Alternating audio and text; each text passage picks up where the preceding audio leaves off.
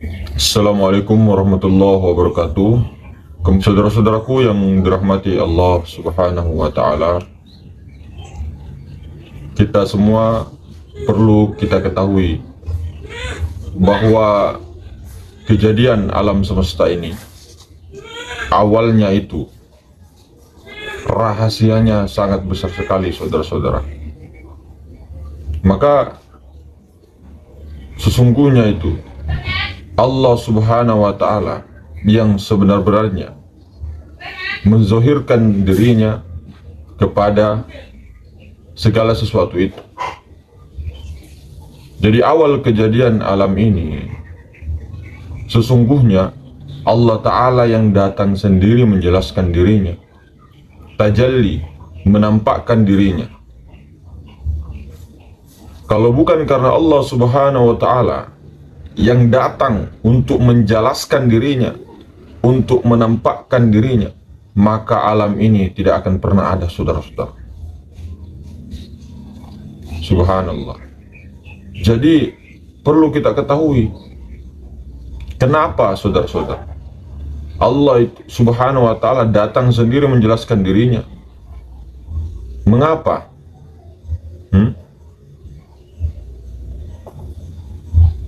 Karena sesuai dengan hadis qudsi, aku ingin dikenal. Aku adalah perbendaraan yang tersembunyi. Aku ingin dikenal. Itulah sebabnya mengapa alam ini disebut alam syahadat. Alam ini disebut alam nyata. Kenyataan. Alam kenyataan Allah Subhanahu wa Ta'ala.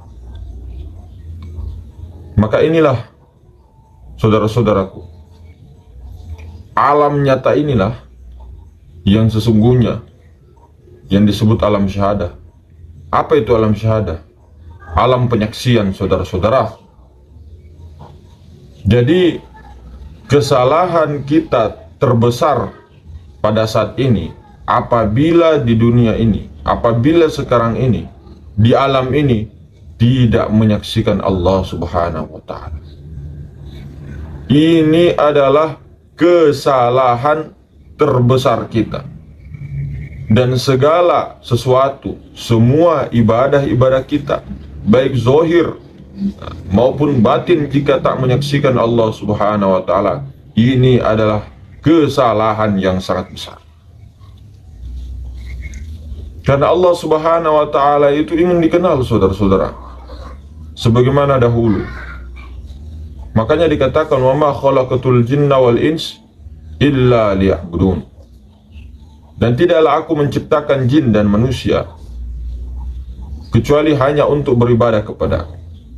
Illa liya'budun di sini kata ulama bukan liya'budun beribadah, bukan hanya beribadah, tapi tujuan utamanya adalah mengenalku. Liya'rifun, illa liya'rifun. Maka itulah, saudara-saudara, tujuan utama yang ada. Maka Allah Subhanahu wa Ta'ala dengan segala keganjilannya menuntun manusia, memperjalankan manusia dengan perjalanan yang sangat rahasia. Dipilihnya dia oleh hamba-hambanya yang soleh,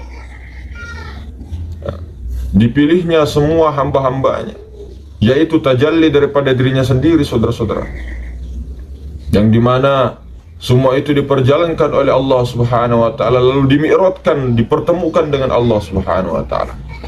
Seperti mana yang mulia baginda Rasulullah sallallahu alaihi wasallam, uswatun hasanah kita, yang dimana beliau Isra, Mi'raj, pertemuan dengan Allah Subhanahu wa Ta'ala. Maka jika mengaku daripada umat Nabi Muhammad sallallahu alaihi wasallam, maka wajib untuk bertemu Tuhan, wajib untuk menyaksikan Allah Subhanahu wa Ta'ala. Maka inilah ketentuan Allah, inilah tajalli daripada kesempurnaan Allah ada di alam syahadah ini. Maka itu tadi, sungguh besar kebodohan kita, sungguh bodoh kita jika tak menyaksikan Allah.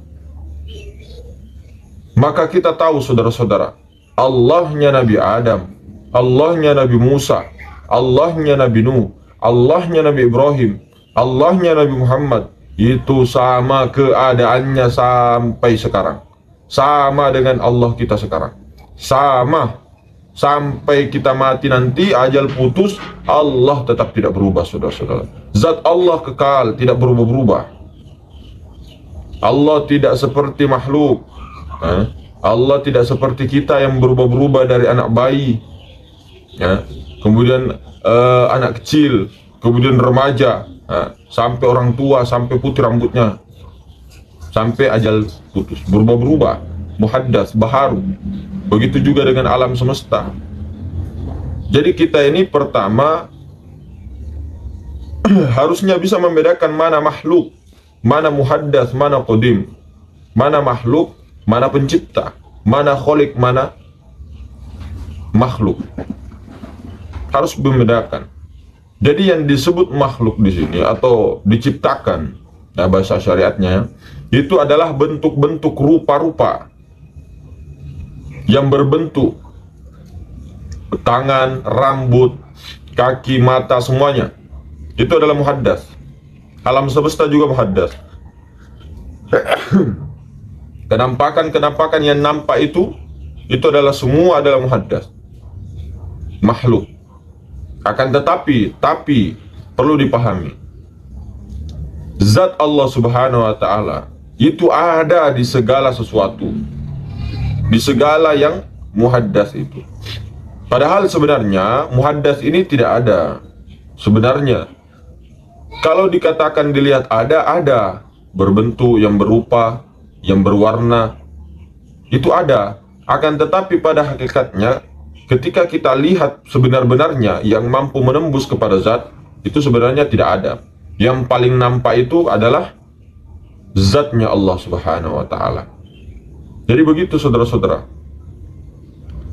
Inilah yang dikatakan dekat tak tersentuh, jauh tak berjarak. Dekat tak bersentuh itu sama dengan ini kayu sama dengan ini. Dekat tak tersentuh, jauh tak berjarak. Kayu dengan asbak. Pahamnya? Dekat tapi tak tersentuh, jauh tak berjarak. Kayu dengan asbak. Begitu juga dengan Allah, Allah dengan rupa-rupanya, Allah dengan tajallinya, Allah dengan makhluknya. Kelihatannya si makhluk ini yang berbentuk asbak ini asbak si makhluk. Kelihatannya makhluk ini yang ada, yang nampak. Padahal kalau orang-orang arif yang memandang, yang nampak itu bukan asbak, tapi kayu. Cuma tidak kita bilang ini kayu. Tidak, ini sudah jadi asbak. Sama dengan kita ini, alam semesta dengan kita, karena sudah berbentuk, sudah berubah-berubah, sifatnya itu berubah, zatnya tidak kekal. Begitu loh, itu yang dikatakan muhaddas, itu yang dikatakan makhluk. Maka pahami tadi tentang asbak, asbak dengan kayu. Yang muhaddas itu adalah asbak, asbak tadi muhaddas. Yang qadim itu adalah kayu. Maka jika kita memandang dengan pandangan hakikat, sebenarnya asbak itu tidak ada, saudara-saudara. Yang paling nampak tajalli itu adalah kayu, sama dengan zat Allah. Segala sesuatu itu akan hancur kecuali zat Allah. Segala sesuatu akan hancur. Kullu man 'alaiha fan. Segala sesuatu akan hancur. Hancur yang muhaddas itu, yang berbentuk itu. Wa yabqa wajhu rabbika dzul jalali wal ikram. Kekal wajah Tuhanmu. Jadi ketika seperti asbak atau es batu dengan airnya, es batu dihancurkan, zatnya tetap kekal, air. Cuma yang hancur ini adalah es batunya, bentuknya itu loh. Tapi bahan mentahnya tidak, zatnya kekal. Siapa yang bisa menghancurkan ini? Siapa orang di dunia ini yang bisa menghancurkan zat ini yang maha meliputi segala sesuatu, di dalam ya di luar ini? Tidak ada, saudara-saudara. Sama dengan dari ujung rambut sampai ujung kaki ini, jangan lihat bentuknya, jangan lihat kepadatannya daripada zat sifat itu. Akan tetapi tembuslah kepada zat ini. Seperti itu. Jangan lihat daripada rupa-rupanya. Bedakan dulu mana muhaddas, mana qadim. Kalau sudah tahu semua dengan pandangan hakikat terus kemana-mana, baik ke diri, baik ke seluruh alam, ya, dia bukan melihat alamnya, bukan melihat bentuk-bentuk daripada alam semesta, itu semuanya ini semerataan semuanya ini adalah qadim. Kalau orang yang mampu melihat, menembus loh ya, ya, sama dengan kita dihadapkan di ruangan, itu ada meja, kursi, ini semua, dan semua bahan dasarnya adalah kayu dengan bentuk-bentuk yang berbeda. Kalau orang-orang tukang kayu atau orang-orang yang ahli kayu, dia melihat semua ruangan itu tembus pandang semua adalah kayu.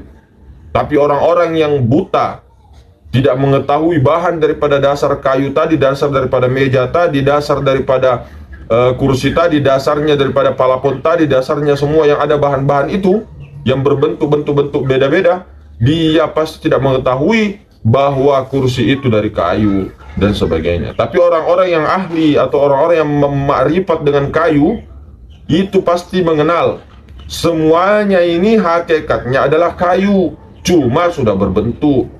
Nah itu sama dengan orang-orang makrifat. Kelihatannya dia melihat alam, kelihatannya dia melihat segala sesuatu, entah itu apa, tapi dia tidak melihat. Dia tidak fokus ke alamnya, dia fokus kepada Allah Subhanahu wa Ta'ala. Apa itu Allah Subhanahu wa Ta'ala? Apa itu Allah? Sudah dijelaskan. Allah itu zat, sifat, asma, af'al. Semua sempurna. Alif, lam, lam, ha. Itu ya. Kalau Allah itu zat saja, itu zat Allah. Sifat saja, sifat Allah. Asma, asma Allah. Af'al, af'al Allah. Sempurna zat, sifat, asma, af'al. Tapi jangan dipahami bahwa af'al juga af'al kemudian asma Allah, ya, sifat Allah kemudian yang berbentuk. Bukan yang berbentuk itu, saudara. Bukan itu. Tembuskan pandanganmu kepada kayu, sama dengan asba itu. Asba itu wujud majasi, muhaddas, sangka-sangka. Nah, kayunya itu loh, itu yang dilihat, dipandang, sama dengan melihat segala sesuatu, seperti itu. Nah, jadi makanya kenapa kita punya praktek itu ada di 2 kalimat syahadah. Di intinya itu kemana-mana mau sholat Muhammad Rasul Allah, Muhammad Rasul Allah, kemana-mana Muhammad Rasulullah, Muhammad Rasulullah Sallallahu Alaihi Wasallam, Muhammad Rasulullah. Sambil zikir, sambil main gitar, sambil apa begitu. Muhammad Rasul Allah. Muhammad batang tubuh, Rasul adalah nafas utusan, kemudian Allah yang maha ruang. Nah, jadi ketika penyaksian, Muhammad menyaksikan Allah, Allah menyaksikan Muhammad. Nah, seperti itu. 2 saja pegang itu. Dengan bermodalkan ini, subhanallah, Allah Subhanahu wa Ta'ala akan buka hijab-hijab, futuhat-futuhat rahasia-rahasia asroriyah itu. Futuhat-futuhat asroriyah akan dibuka oleh Allah Subhanahu wa Ta'ala. Jika sering memesrakan keseluruhan daripada dirinya, segala sesuatunya, kemudian alam semesta dimesrakan, terus alam semestanya tidak dipandang, dirinya tak dipandang, bentuk-bentukan semua tak dipandang, yang dipandang daripada Allah Subhanahu wa Ta'ala. Maka inilah orang-orang yang selamat, maka inilah orang-orang yang iman, maka inilah orang-orang yang dikehendaki oleh Allah Subhanahu wa Ta'ala masuk ke dalam rahmatnya. Inilah saudara-saudara. Kalau dikatakan kita ini tidak ada, memang pada hakikatnya tidak ada. Memang pada hakikatnya tidak ada. Namun pada kenyataannya syariat kita ada, dimaujudkan seperti rupa-rupa itu. Cuma kita ini mengaku asbak ini, kamu ini asbak kah atau kayu kah? Nah, asbak mengatakan aku kayu. Nah, aku kayu. Nah, iya ya. Aku kayu. Begitu juga dengan manusia. Nah, secara tidak langsung mengatakan aku ini Tuhan yang mengatur segala sesuatu. Lupa dengan Allah yang merasa bisa melihat, merasa bisa mendengar, merasa bisa berkata-kata. Padahal asbak ini tidak bisa apa-apa kalau tidak ada kayu. Padahal asbak ini tidak nampak dia, tidak nampak sebenarnya, cuma nampak di mata kenyataan aja, di mata syariat. Tapi di mata hakikat dia goib dalam terang. Sebenarnya yang goib ini dah yang goib inilah yang maha terang, saudara-saudara. Kalau orang tidak buta. Tapi kalau orang buta sama saja. Sama. Namanya orang buta, bukan kita menghina. Nah, begitu saudara-saudara. Jadi kurang lebih seperti itu. Pahamilah, sadarilah, tafakurilah, berkhulwatlah, diamlah dalam kesadaran itu. Semua akan diberi petunjuk oleh Allah Subhanahu wa Ta'ala melalui Nur Muhammad. Ya, Nur Muhammad ini adalah Allah Ta'ala juga. Nur Muhammad ini zuhirnya Allah Ta'ala. Mau kemana cari Allah? Mau kemana mencari Allah? Segala sesuatunya adalah Allah Ta'ala. Pahami itu saudara-saudara. Jadi kemanapun kita pergi, Nur Muhammad SAW tidak akan pernah berpisah. Nur Muhammad ini hakikatnya Allah Ta'ala. Kemanapun belajar, hanya satu guru. Guru itu hanya satu. Guru mursyid itu hanya satu. Mursyid Rabbani itu hanya satu. Itu adalah Nur Muhammad. Kemanapun kita menghadap adalah Nur Muhammad. Kemanapun kita belajar, kita hadirkan Nur Muhammad Rasulullah di situ. Kemanapun, siapapun orangnya, entah itu anak kecil, anak bayi, mau itu anak umur 5 tahun, mau itu pengemis, mau itu pengembala kambing, semua adalah Nur Muhammad. Jadi ketika ada kata-katanya di situ kita bisa saja mereka lebih paham, bisa saja. Karena semua Nur Muhammad itu tidak terbatas, ada di tiap segala sesuatu. Begitu juga dengan di dalam diri kita Nur Muhammad. Jadi guru sejati, sang maha guru itu adalah Allah Ta'ala sendiri pada hakikatnya. Seperti itu saudara-saudara. Jadi jangan pernah, saran saya, jangan pernah menyakiti sesama, jangan pernah menyakiti satu manusia pun. Lebih baik kalau dibilang, dipikir, lebih baik kita yang disakiti. Lebih baik kita merasakan kepedihan itu. Tapi bagi orang-orang yang saya rasa mengenal Allah Subhanahu wa Ta'ala di setiap segala sesuatu, artinya Maha Tunggal, saya kira tidak ini dengan manusia lain. Apapun keyakinannya, apapun sukunya, apapun bangsanya, itu tidak terjadi perselisihan, perdebatan dan sebagainya. Tapi memang begitulah kudrohnya Allah Ta'ala, iradahnya Allah. Cukup dinikmati, tapi ketika penikmatan itu, ketika itu jangan terlalu seperti Jabariyah, pasrah total, itu namanya orang putus asa. Semisalnya kita ini bangsa Indonesia atau Malaysia atau Thailand. Kita ini dijajah oleh penjajah Belanda, dijajah kita sama British, Inggris. Kemudian kita mengatakan cukup nikmati saja, mesrakan saja Belanda. Subhanallah. Jangan begitu. Ikuti, memang dalam hati kita jangan kita benci Belanda, jangan kita benci Inggris. Karena itu semua tajalli daripada af'al Allah. Akan tetapi secara syariat, secara syariat hukum itu tetap berlaku saudara. Dia menginjak tanah tumpah darah kita. Dia menginjak harga diri bangsa. Hubbul watol minan iman. Cinta dari tanah air itu sebagian daripada iman. Lihatlah perjuangan datuk-datuk kita terdahulu saudara-saudara, memperjuangkan tanah air kita, tanah yang berdaulat, yang bersatu, yang adil ini. Tanpa mereka, asbab tajalli Allah juga semua itu.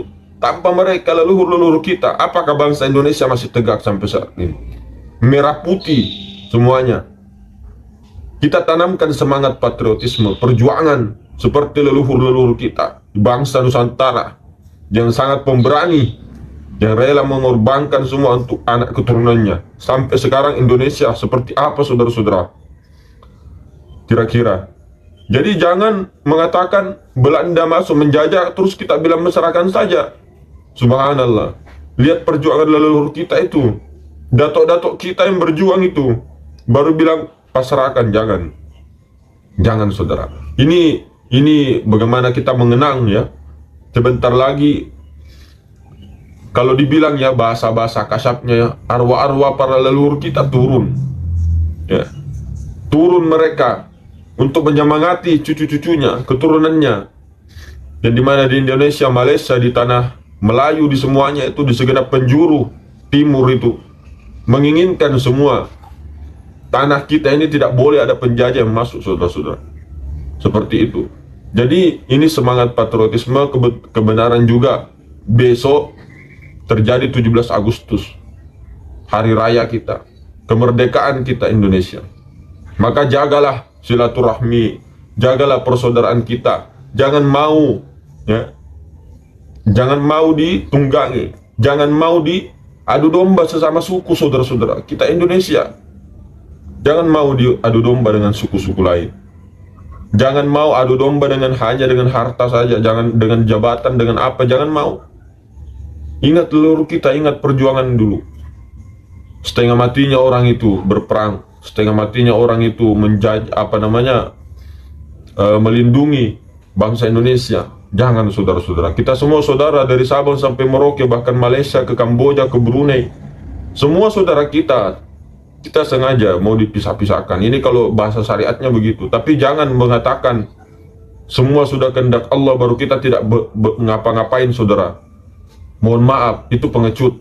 Ketika Dajjal nanti suatu saat misal datang, kalau kita ngomong mesrakan saja, itu pengecut. Ini orang yang pertama ikut Dajjal. Mau ma'rifatnya kayak apa? Ma'rifatmu kayak mana? Kalau ngomong begitu, itu jangan jadi paham Jabariyah. Tetap syariat tetap berlaku. Makanya kita bilang belajar ma'rifat bukan meninggalkan syariat. Tetap segala hakikatnya itu memang adalah Allah Subhanahu wa taala. Permainan, senda gurau, peran. Tapi peran kita sebagai bangsa yang berdaulat ini, peran kita itu tidak seperti pengecut. Kita itu Rahman Rahimnya ditunjukkan. Segala sesuatu, baik apapun itu, kepada binatang, kepada orang apapun itu, baik itu orang Amerika, baik itu orang apa, mereka semua saudara kita, kita satu kesatuan. Akan tetapi ketika diinjak-injak, kita punya harga diri bangsa, harga diri daripada kita ini, itu harga mati, bos. Itu kata ini, harga diri, harga mati. Makanya kata leluhur kita, percuma orang hidup kalau tidak ada malu, mati saja. Nah, ini kan suatu pejuang, tanda bahwa kita ini adalah pemberani semua. Tidak kaleng-kaleng kalau dijajah, subhanallah. Jadi jangan seperti itu. Saya sakit hati terkadang mengatakan Belanda itu luar biasa begini-begini. Bukan bagaimananya. Leluhur kita, asbab mereka itu berdarah-darah semua, mengorbankan hartanya, jiwanya. Begitu juga perjuangan-perjuangannya. Nah, ini sedikit ini aja untuk mengenang para pejuang-pejuang yang telah lestari mereka. Ya, mungkin begitu saudaraku. Lebih dan kurangnya dimaafkan. Assalamualaikum warahmatullahi wabarakatuh.